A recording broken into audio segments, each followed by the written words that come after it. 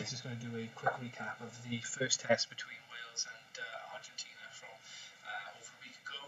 It's been away before I did a couple of these videos, just thought I'd take a little bit of time away and then refresh after watching Feast of Rugby over the last couple of weekends. And the first test between Wales and Argentina didn't disappoint, so it was actually a pretty good game, really competitive actually.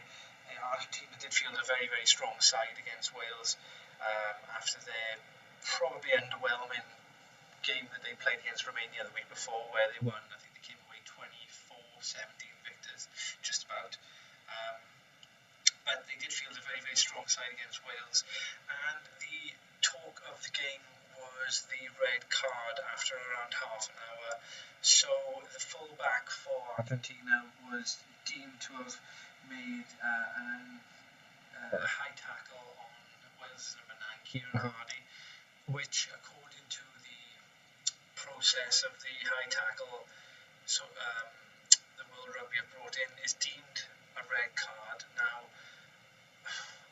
on initial viewing and on viewing subsequent after the game, I still don't think it's a red card. I thought that the fullback was harshly done by, and he's been given a 3-game ban because of it. And it's one of these where there was a little bit of mitigation in the fact that Hardy was dropping down, and I just think that the initial contact, whilst it does obviously collide with the head, I just think that it's not a malicious tackle. That it is a yellow card, and I think it ruined the game, and then it didn't.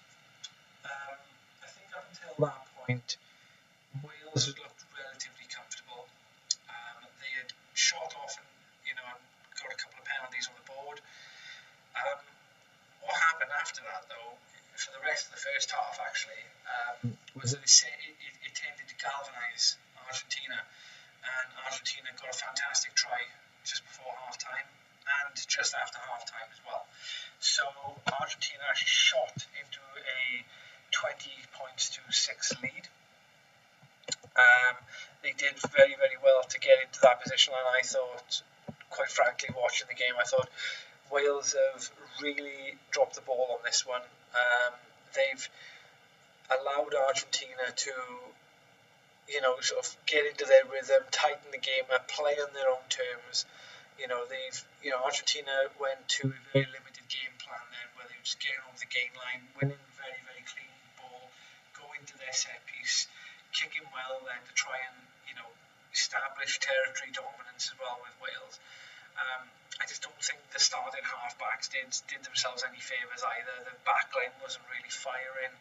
A nice couple of pieces from Halaholo, but nothing really exciting too much. I mean, I think that the halfbacks, really, Kieran Hardy and Sheedy, were really poor kicking wise as well. And it really did change, though, when second half the tempo started to be upped a little bit. Will Rowlands went over for a try. Tom Williams, when he came on, Thomas Williams was really good at 9. He brings an extra bit of X factor, really. The tempo definitely increased. His kicking was way more accurate.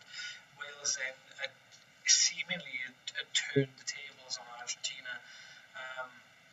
But in fairness to Argentina, they had a couple of opportunities themselves to go for goal where Wales were trying to chase the win.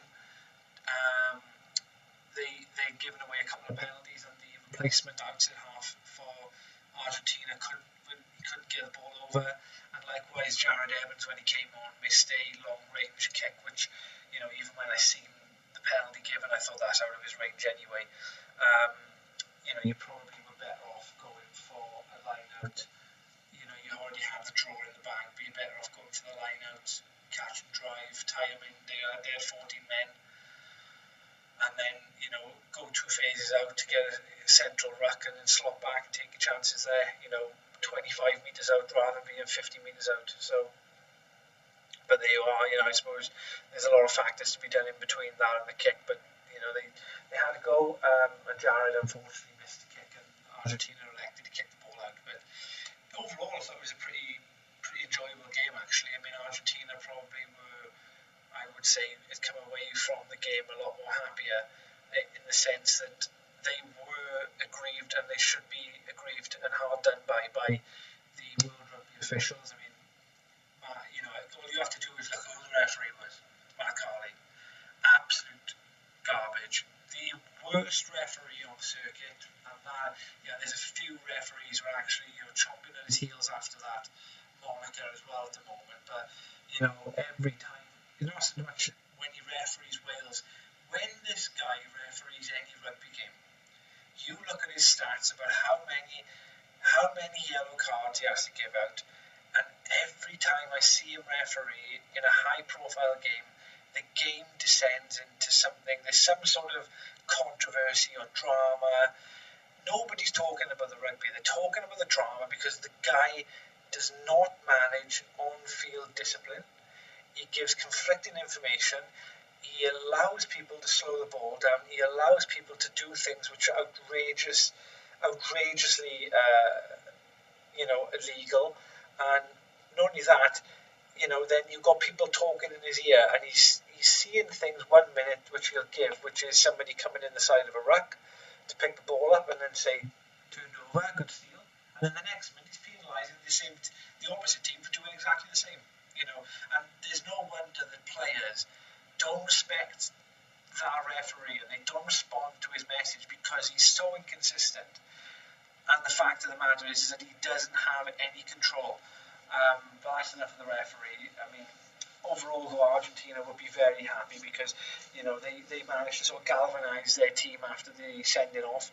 They didn't start well, but the red card definitely galvanised them, and momentum definitely sold through up until the Wales changes, which turned the game again then, and led to the draw, because I think that the Argentina looked quite sort of gassed really at around, say, 70 minutes. The players that had been on the field had put a good shift in fairness, to cover for the fullback, which shouldn't have been sent off, but they did pretty well. I mean, Matera had a good game as well, and Creamer as well had a very good game.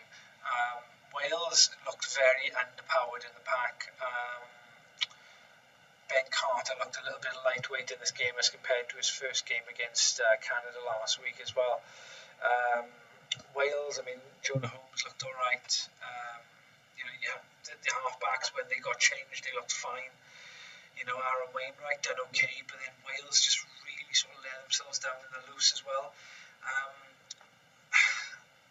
know that I'm trying to pick holes in people at the moment, and I know that players will definitely grow into their bodies, will grow as players when they've had more exposure at the international level, but I think that Jim Botham definitely looked sort of out of his depth really in this game, to be honest. I mean, he looked like an under-20s player playing against a senior rugby team, or like a youth boy who's just come out of youth playing his first game of senior rugby on the flank, and wasn't really at it.